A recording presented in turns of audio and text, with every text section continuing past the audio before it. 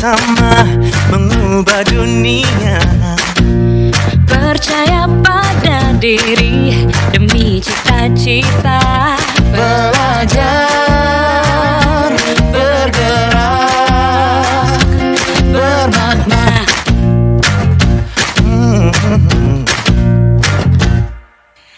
Aku bisa belajar dari ilmumu. Oh, kamu bisa belajar dari yang ku tahu. Belajar, bergerak. Warahmatullahi wabarakatuh. Saya Danang Setiautomo, calon guru penggerak angkatan 10 dari SMP Negeri 287 Jakarta. Kali ini saya akan mengadakan wawancara daripada praobservasi coaching untuk supervisi. Di depan saya ada Bu Rizky Handayani. Beliau kebetulan adalah guru MIPA dari kelas 9. Selamat pagi Bu, apa kabar hari ini? Alhamdulillah baik Pak. Ya Bu, hari ini kita akan adakan percakapan praobservasi ya Bu ya. Sebelum nanti saya akan amati jalannya pembelajaran di dalam kelas atau sebelum saya melakukan supervisi kelas.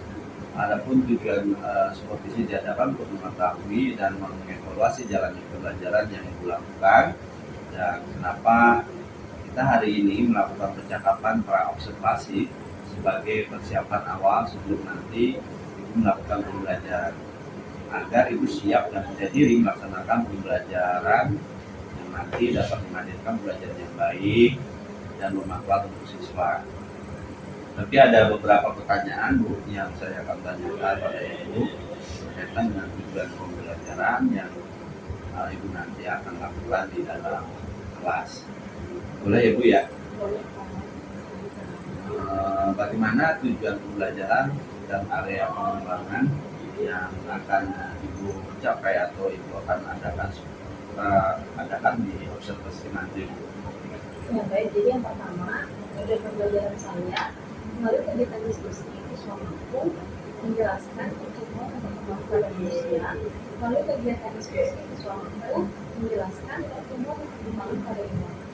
Untuk area pengembangan yang akan saya lakukan ada dua Pak. Yang pertama pengetahuan, yang kedua pengetahuan. Nah, saya mau tanyakan terkait rancangan pembelajaran di dalam kelas, baik dari strategi pembelajarannya, metode pembelajarannya, atau model pembelajarannya. Nanti apa tujuan dari pembelajaran tersebut? Baik, untuk strategi yang akan saya lakukan, pertama, saya akan melakukan pembelajaran berdiferensiasi pada siswa. Serta ini diintegrasikan dengan pembelajaran sosial dan fungsional. Lalu saya akan membagi kelompok siswa sesuai dengan kemampuan keaktifan dan keterampilan. Untuk modelnya yang saya gunakan yaitu program dasar learning dengan pembelajaran berbasis masalah. Metode yang akan saya lakukan itu dengan cara diskusi kelompok, tanya jawab, dan juga penjelasan. Bagaimana untuk media pembelajaran yang akan digunakan di dalam kelas? Jadi yang saya gunakan yaitu PPT, KKPD, dan juga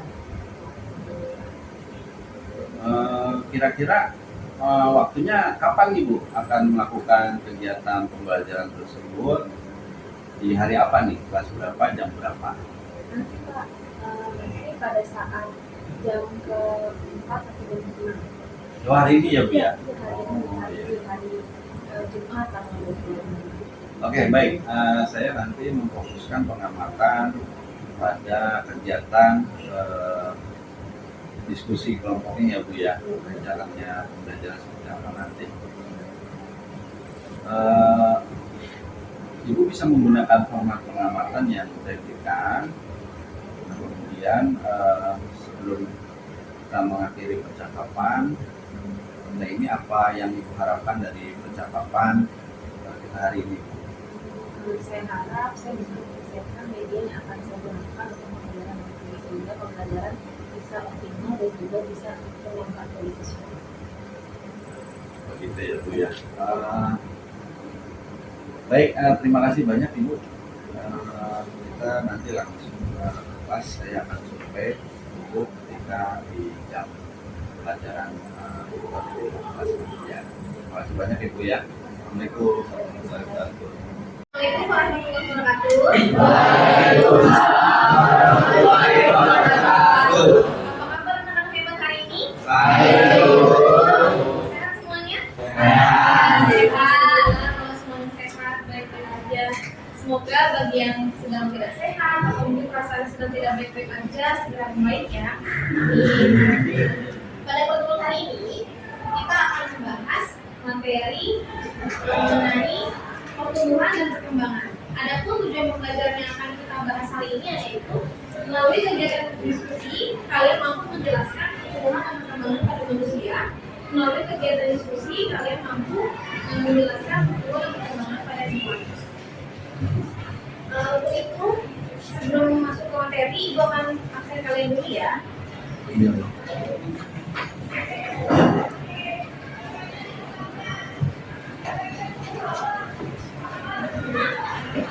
Nanti sebelum absen, Ibu rasa yang kabel kalau nggak ketemu dengan berdoa. Silahkan yang di luar dulu, siapa yang bikin doa? Siap. Iya. Doa dimulai.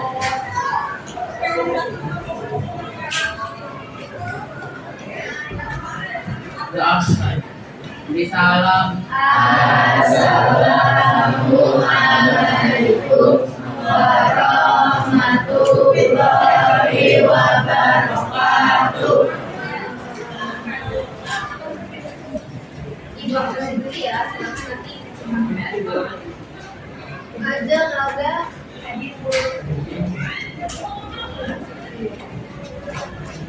Ananda Azra Bulan darah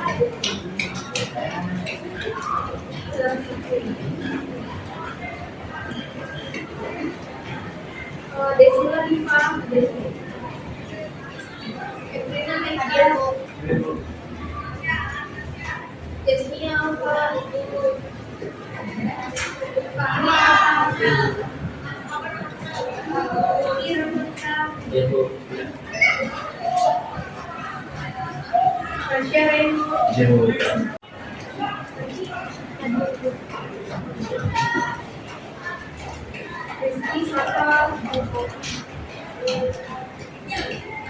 Sata Vicky Yasin Zamatus Zeki.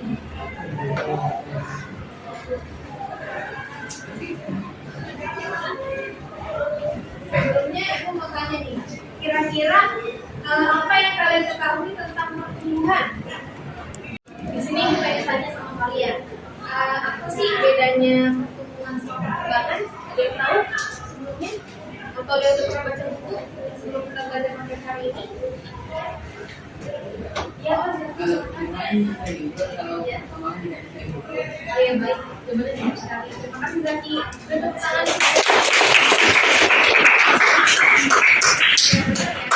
Kalau pertumbuhan itu dapat diukur, sedangkan kalau perkembangan tidak dapat diukur. Contohnya nih ya, kalau misalkan kita melihat seorang bayi itu kan awalnya misalnya berarti 3 kilo. Nah kemudian pada saat bayi itu sudah mencapai 1 bulan, nggak mungkin kan 3 kilo lagi, pasti bayi akan bertambah masanya menjadi 3,5 kilo atau menjadi 4 kilo, tergantung dari asupan makanan yang dia terima. Nah begitu pun pada perkembangan yang dialami sama bayi. Biasanya bayi kan awalnya kalau masih newborn baru hanya kelautan saja. Kemudian pada saat mencapai 2 bulan, bayi akan mampu untuk melakukan tengkurap seperti itu. Begitupun ketika dia sudah 6 bulan, bayi akan belajar untuk duduk dan juga mulai mencoba untuk makan. Seperti itu. Jadi bedanya antara pertumbuhan dan perkembangan. Kalau pertumbuhan bisa diamati, ya. Jadi misalnya nih bayi kan untuk kita tahu pertumbuhannya di bawah posyandu atau puskesmas, nanti diukur masanya berapa dari bulan 1 ke bulan 2, diukur masanya ada perubahan berapa gram. Kemudian pada tingginya nanti akan diukur dengan kayak alat ukurnya itu di meja. Ada yang pernah tahu yang di meja gitu ya? Di meja nanti diukur dengan pegarisan di meja berapa tinggi pada bayi tersebut. Jadi kalau pertumbuhan dapat diukur, seperti halnya masa bayi dan juga tinggi bayi. Ya, masa diukur dengan apa? Saya pengen tahu. Diukur dengan ya bentuk timbangan Naudi. Nah, sedangkan kalau tinggi bisa diukur dengan apa? Bisa dengan meteran, ya, bisa juga dengan meteran gunung atau meteran yang temperatur tembok, ya, tergantung dengan alat yang ada. Baik, kita langsung saja mulai materi ini. Nah, ini adalah perbedaan antara pertumbuhan dan perkembangan, ya. Pada pertumbuhan akan terjadi pertambahan ukuran seperti bertambahnya massa, panjang, jumlah sel juga tumbuh pada sel. Kalau perkembangan dia tidak dapat dilihat dari perubahan fisiologisnya. Yang awalnya bayi mesti kurang mendengar, kemudian stimulus dengan suara-suara instrumen atau mainan bayi sehingga lama-lama mendengar. Perkembangan itu tidak dapat diukur, ya, sifatnya kualitatif, sedangkan yang awalnya pertumbuhan dapat diukur, artinya kualitatif. Pada pertumbuhan ini sifatnya tidak bisa kembali ke semula, ya, sedangkan kalau perkembangan bisa berubah. Nih, seperti kalian nih, kalian kan tingginya itu sudah mencapai misalnya 165 cm. Bisa nggak bakal tinggi 100 cm? Bisa. Sedangkan kalau perkembangan nih, awalnya bayi belajar mendengar, ya, awalnya berhalusinasi dengan baik, kemudian lama-lamaan itu sama orang tuanya dengan instrumen, dengan lagu-lagu yang sering dinyanyikan sama orang tuanya, lama-lamaan dia mampu mendengar dengan baik, memberikan respon. Tapi kalau misalnya udah lansia, apakah pendengaran setajam dengan usia anak-anak tidak? Enggak, biasanya orang tua akan berubah pendengarannya. Jadi biasanya tuh kadang ada yang harus kita bersuaranya itu bicaranya yang lebih keras. Baiknya, misalnya lambung kita, lambung kalau masih bayi kan belum bisa mencerna, ya. Jadi masih berupa ASI. Lama-lamaan bayi kemudian diberikan bubur NPASI. Bubur ini kan nggak tiba-tiba berikan nasi lembek, tapi harus yang teksturnya sangat-sangat halus. Nah, lama-lamaan bayi tumbuh perbedaan atas, perbedaan wajah sehingga bisa makan jas. Nah, tapi kalau misalnya udah lansia, bisa karena mengalami yang namanya disfungsi organ. Jadi organ itu sudah mulai berkurang fungsinya, yang awalnya mampu untuk menerima gas, lama nggak bisa. Dan kayaknya panas ini faktor-faktor yang mengurangi perkembangan bisa dari lingkungan, ya. Misalnya kalau anak kecil sering diberikan HP atau TV, apa yang terjadi? Kalau sering diberikan HP sama TV, otomatis anak bayi tersebut akan mengalami yang namanya speech delay. Jadi gangguan hanya dengan HP, otomatis perkembangan si anak juga akan semakin besar. Jadi bisa ngomong, bisa juga berbicara sama anak yang hanya diberikan HP. Kemudian makanan, ketika bayi yang hanya diberikan makanan instan yang tinggal sebentar, itu kan rasanya sama sedikit, ya. Beda sama bayi yang diberikan makanan berupa makanan versi komplit yang ada telur, nasi, kemudian juga mungkin ada daging, sayur dan buah, pasti akan lebih tumbuh dengan baik kalau dia diberikan makanan yang buatan sendiri. Baik anak-anak, tadi sudah menjelaskan sedikit, ya, mengenai paparan tentang pertumbuhan dan perkembangan pada manusia, pertumbuhan dan perkembangan pada hewan.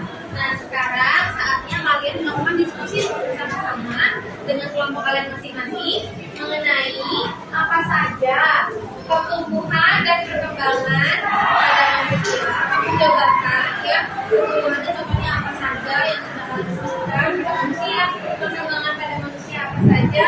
Lalu kalian juga sama-sama diskusi pertumbuhan dan perkembangan pada hewan. Ya, kamu jabarkan secara detail, ya, di dalam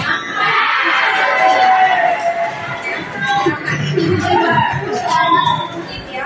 Kemudian nanti hasil diskusinya bagian sudah selesai bisa dipresentasikan di depan kelas. Teman-teman yang lain silakan menyimak dan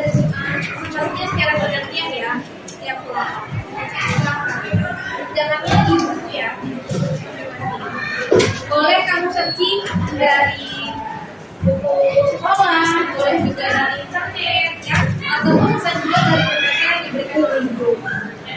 Silakan.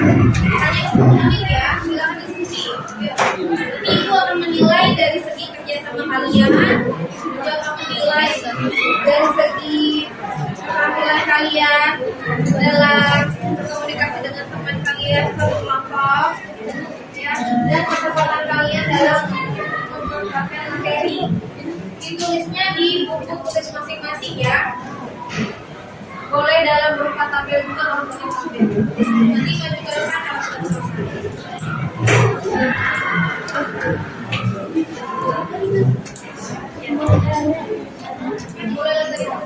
Boleh lihat dari HP, juga boleh buka Google ya. Jadi boleh coba. Hanya dua ya. Tangan pada semuanya punya ya. Ayo, fungsinya hanya seperti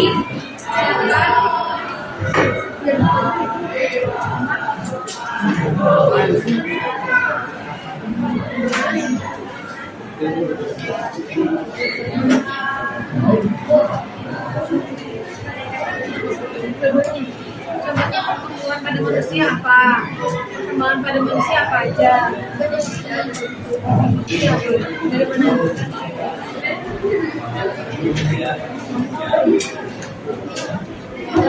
Ya, nanti ibu akan menilai.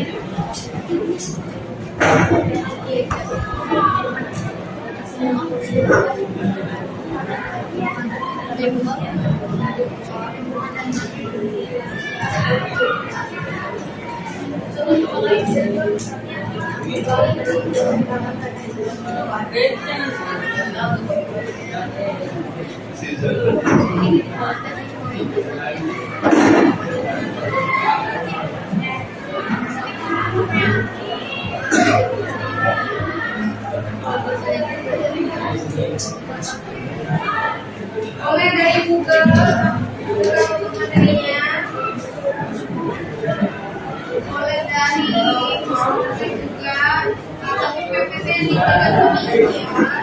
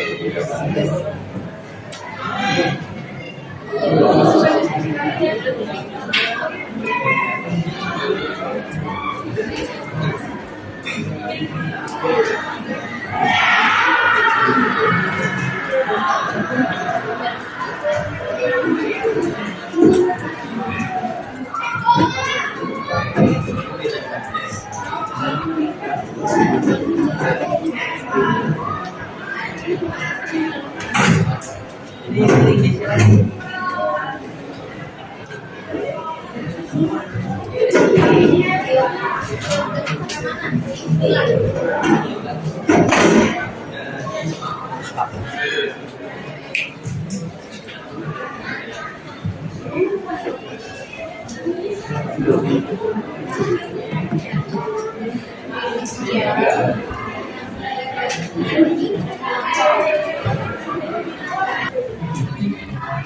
waktunya sudah habis ya, sudah 10 menit berlalu. Diskusi kalian dengan kelompok kalian masing-masing mengenai perkembangan pada manusia, perkembangan pada hewan. Dari kalian semua di sini siapa yang sudah selesai kelompoknya? Saya sudah ya. Kelompok ini boleh sambil memperhatikan ya.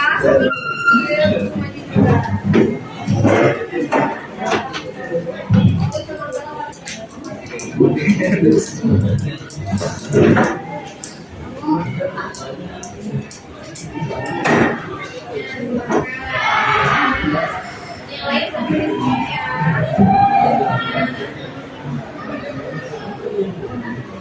Dengan sangat hebat sambil disimak. Assalamualaikum warahmatullahi wabarakatuh. Waalaikumsalam warahmatullahi wabarakatuh. Kita kelompok kami akan menjelaskan tentang perkembangan dan pertumbuhan pada hewan. Kalian boleh aku terakhir Felisa. Saya menanya.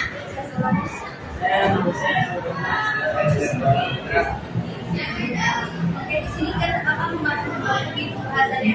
Semua makhluk hidup mengalami masa pertumbuhan dan perkembangan. Pertumbuhan pada hewan ditandai dari jumlah banyak ukuran, dan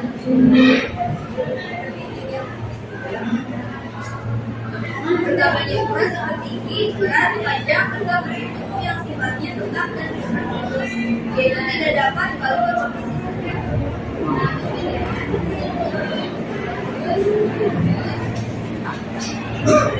Contoh pertumbuhan dan perkembangan pada hewan contohnya ukuran tinggi, berat atau panjang, umur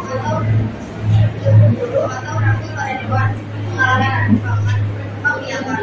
Organ-organ mulai terbentuk rasa fase embrio.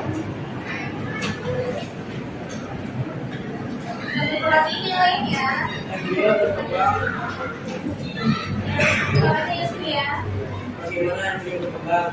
Kucing, ikan, dan beberapa semuanya berproduksi secara seksual. Reproduksi seksual adalah sistem reproduksi yang setelah terjadinya fertilisasi, embryo hewan ini mengalami perkembangan yang berbeda. Ada yang berkembang buat bentuk dan ada yang berkembang buat bentuk berbeda.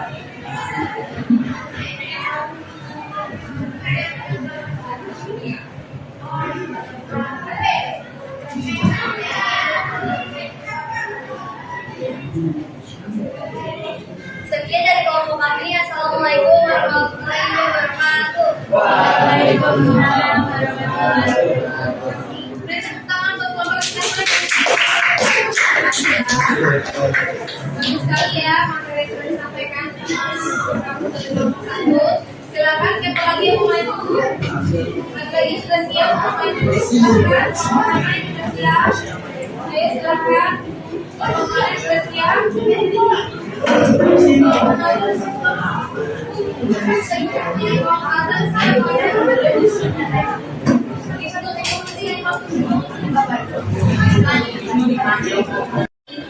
Materi yang sudah kalian paparkan di depan dari diskusi kelompok kalian masing-masing sudah sangat bagus dan sudah baik semua jawabannya. Kita tepuk tangan buat kalian semua. Pada pembelajaran hari ini, siapa yang bisa menyimpulkan materi pembelajaran hari ini mengenai pertumbuhan perkembangan pada manusia maupun perkembangan pada hewan? Silakan, siapa yang bisa? Nanti gue akan berikan poin lebih bagi yang bisa menyimpulkan pembelajaran hari ini. Silakan, siapa yang mau? Silakan. Silakan tunjuk tangan, siapa yang mau coba? Nanti gue berikan poin. Silakan. Ada yang mau beri? Ya, silakan nanti boleh berdiri semuanya. Perhatikan ya, nanti mau menyampaikan kesimpulan pembelajaran hari ini. Jadi, kesimpulan menurut saya pertumbuhan adalah proses utamanya atau utamanya suatu tidak ada bisa juga suatu kemampuan dan perkembangan itu suatu kemampuan juga yang tidak dapat diukur atau bisa juga balik ke 11 ada perkembangan, mau balik lagi lebih tajam atau lebih fasih. Dan nanti suatu saat pas kita semua lansia, nanti pendengaran kita akan berkurang. Ya. Bagus sekali Bu Lodi ya, betul.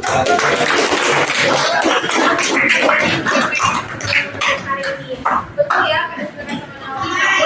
pertumbuhan itu adalah kegiatan proses bertambahnya suatu ukuran, volume, panjang, massa ya untuk menjadi lebih banyak, lebih besar. Kemudian juga pertumbuhan itu tidak dapat atau pertumbuhan itu dapat dilihat dengan mata kita, dengan indera kita, pertumbuhan juga dapat diukur ya sehingga bersifat kuantitatif. Nah, sedangkan kalau perkembangan adalah proses bertambahnya kedewasaan atau menuju pertambahan fisiologis, sehingga perkembangan juga bisa kembali ke semula atau sifatnya reversible. Beda sama pertumbuhan, kalau pertumbuhan itu sifatnya irreversible, seperti kayak kalian udah setinggi ini nggak bisa balik lagi ke semula ya. Pada pohon juga sama, kalau pohonnya sudah tinggi nggak bisa jadi pendek lagi, itu kalau pertumbuhan. Sedangkan kalau perkembangan bisa kembali ke semula ya. Misalnya seperti ini pada gambar ya, perkembangan coba bisa dilihat ya. Kalau perkembangan bisa kembali ke semula, awalnya telur lama-lama jadi apa? Larva ya, larva atau ulat pada kuku. Kemudian dari telur jadi larva jadi pupa ya, kembang. Dari pupa jadi imago atau dewasa, bukan kuku-kuku. Nanti kalau jadi kuku kembali lagi jadi telur lagi, dari telur jadi larva lagi, lalu jadi kepompong, jadi kuku-kuku lagi. Nah ini kan proses yang berulang. Proses berulang seperti ini adalah proses perkembangan ya. Telur larva cepat imago, telur larva pupa imago, berulang-ulang. Kalau itu adalah proses perkembangan yang bisa kembali ke semula. Baik anak-anak, kegiatan belajar hari ini sampai di sini ya. Jadi untuk kedepannya mohon kalian pelajari materi bab 2 mengenai sistem saraf ya. Jadi sebelum pembelajaran ini kalian sudah mengerti materi ini. Kemudian juga jangan lupa kalau punya tugas yang ada di ya halaman 25 sampai dikerjakan di rumah. Nanti akan tugas tersebut berikutnya.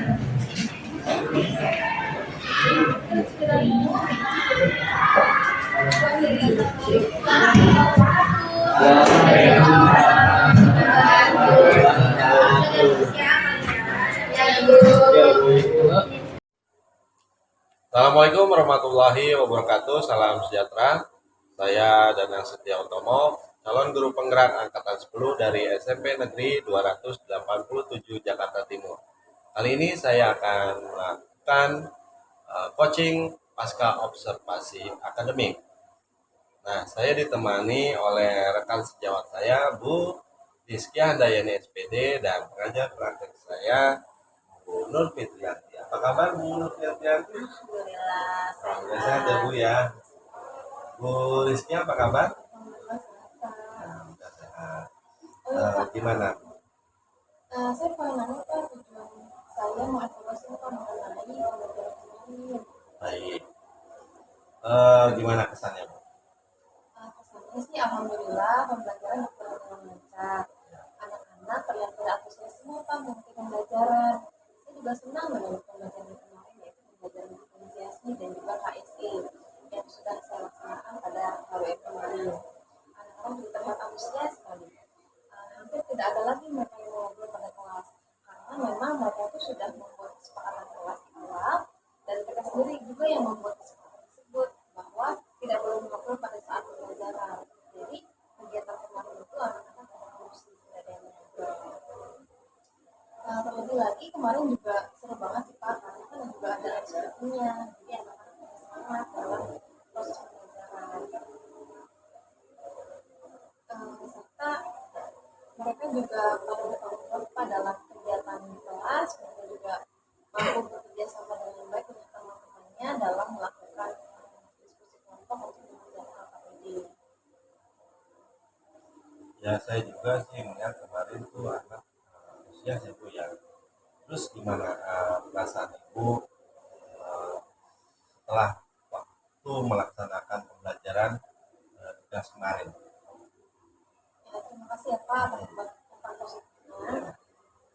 Saya sangat senang sekali dengan pembelajaran masalah kemarin. Terlebih karena saya sudah mempersiapkan strateginya, metodenya, model pembelajarannya yang saya inginkan. Namun masih ada beberapa masalah yang saya jumpai pada pembelajaran kemarin. Seperti banyak saya temukan juga, kadang ada satu dua anak yang masih ngobrol sendiri pada saat saya sedang menjelaskan. Terus juga ada beberapa siswa yang saya suruh untuk maju ke depan, mereka masih malu-malu untuk memberikan pendapatnya atau untuk menjelaskan materi tentang kelas. Nah, idealnya seperti apa nih, Bu? Idealnya kalau menurut Ibu? Idealnya sih ketika anak-anak seharusnya maju ke depan kelas ya Pak, ya mereka maju aja gitu sesuai dengan pemahaman yang mereka tahu, mereka menjelaskan sendiri. Tapi mungkin karena ini kali ya Pak, sering kan kelompok mereka tuh masih belum rata. Jadi satu kelompok itu sejenis gitu Pak, satu kelompok yang isinya yang kemampuannya lebih, sementara ada kelompok lain yang mungkin kemampuannya masih kurang. Hasilnya kan sharingnya belum terlalu maksimal antar anggota kelompok. Nah sehingga si anak ini masih merasa belum mampu untuk bisa menyampaikan materi ke depan, karena mungkin ya diskusinya atau ilmu yang dia dapatnya masih belum maksimal. Jadi kira-kira apa yang Ibu akan lakukan terkait hal itu? Mungkin kedepannya saya akan mengelompokkan mereka menjadi kelompok-kelompok yang lebih dinamis variasi kelompoknya, dari anak-anak yang kemampuannya mampu sekali, mampu yang kurang mampu, jadi bervariasi ke depan. Dan saya juga memetakan anak-anak sesuai dengan kemampuannya masing-masing. Misalkan nih kalau di pembelajaran yang lain, saya juga bisa ingin menerapkan pembelajaran diferensiasi sesuai dengan gaya belajar mereka. Saya ingin mengelompokkan mereka yang bisa atau mampu untuk belajar secara auditori, kan saya akan memberikan video-video yang ada suara-suaranya. Kalau yang kinestetik mungkin saya akan memberikan praktikum. Kalau yang visual mungkin saya akan memberikan stimulasi ke anak-anak dengan gambar-gambar sehingga mereka akan semakin tertarik dalam proses pembelajaran. Karena kan kalau yang kemarin saya menerapkannya tuh kalau anak yang siswa yang reguler belajar secara biasa ya Pak dengan pembelajaran pada umumnya. Tapi kalau yang anak inklusi saya memberikan gambar aja Pak agar dia tetap bisa ngerjain secara menggunakan LKPI itu berupa gambar metamorfosis kuku, metamorfosis nyamuk, metamorfosis semut. Ya, mudah-mudahan ya Bu ya bisa dilaksanakan sesuai harapannya. Kemudian kira-kira nih kapan bisa dilaksanakan apa yang tadi inginkan? Kira-kira. Insya Allah sih karena secepatnya ya Pak, paling mungkin seminggu lagi akan melakukan pembelajaran diferensiasi yang sesuai dengan gaya belajar siswa. Kemudian juga saya akan mengubah kelompoknya menjadi kelompok yang bervariasi dari segi kelompoknya sehingga pembelajaran yang saya inginkan bisa terlaksana dengan optimal. Mudah-mudahan ya Bu ya bisa terlaksana. Ada lagi yang mau ditanyakan? Mungkin juga dari segi kemampuan sosial emosional mungkin ya Pak bisa saya lebih terapkan kembali di kemampuan berikutnya dari segi tanggung jawab anak, dari segi relasi antar anak satu dengan anak yang lain biar semakin optimal dan penilaian sikap antar anak. Kan kita juga punya istilah penilaian ya Pak yang saya sudah buat di APP, ada istilah penilaian kognitif, sikap motorik dan juga sikap nanti untuk memaksimalkan nilai sikap yaitu saya akan mengubah kelompok menjadi kelompok yang di situ berbeda-beda dari segi Mudah-mudahan ya Bu ya sesuai harapan. Jadi saya juga Rizkia inginkan itu bisa tercapai ya. Jadi cukup kita laksanakan coaching pasca observasi kali ini ya Bu ya. Bu Nur Fitrianti, apakah ada tanggapan tentang ini? Terima kasih Bu Rizky dan Pak Dana. Alhamdulillah ya sudah terlaksana rangkaian supervisi akademik mulai dari observasi, observasi di kelas.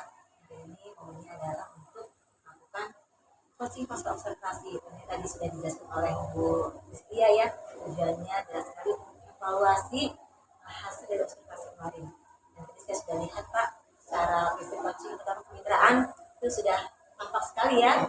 Dan mesti menyebutkan tujuan target dari coaching ini, dan juga Pak Danang selaku coach tidak banyak menggurui ya, itu luar biasa ya.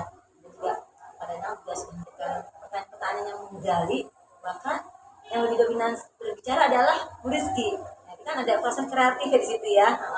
Dan tergalilah dari apa yang Bu Rizky perlu kesakan, tindak lanjut dari kemarin, kekurangannya apa, terus apa yang akan Rizky lakukan ke depannya itu sudah tergali semua. Dan juga tadi tampak juga ya menghasilkan tindak lanjut konkret buat ke depannya pengembangan dirinya. Ya mungkin nanti tambahkan lagi Pak Danang supaya lebih jelas sampai realisasinya, dia ada semacam kembali ya untuk melihat sejauh di mana, karena ini masih terputus kan, masih belum ada kedepannya seperti apa, masih apa sudah terlaksana nih, tapi hasil dari rencana pengembangan yang akan dilakukan oleh Rizky. Mudah-mudahan nanti semakin bagus lagi dalam mengajarnya, terutama ketika kita menggunakan berbagai keilmuan yang dapat dari Pak Danang di strategi gitu ya. Luar biasa sekali Pak Danang. Terima kasih Bu Fitri. Amin. Terima kasih. Terima kasih Bu Fitri, Bu Rizkia.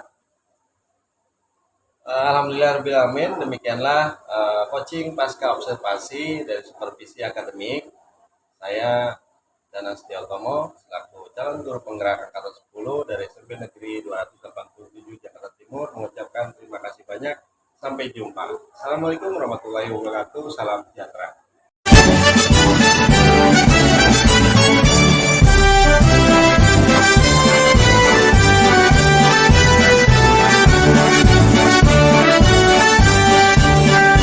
Bulatkan tekad kuatkan hati, negeri ini memanggilmu kawan. Belajar bergerak berbagi.